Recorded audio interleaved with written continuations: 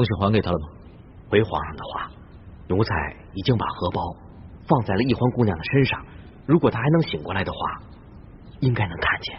你说什么？她不是装晕的吗？她不应该出了宫就活蹦乱跳的吗？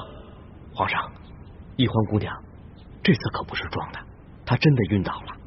听说她今天闯了2次宫，跟侍卫们交了2次手，可能是用力过度，身体发虚，诱发了她头痛的隐疾。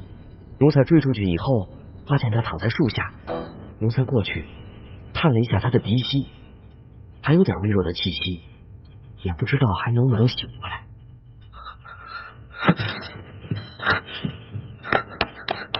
哎，皇上，皇上！皇上恕罪，慢着点，皇上！皇上，怎么了，索大人？快，皇上怎么了？回头我再跟你讲，索大人，我得伺候皇上去。皇上！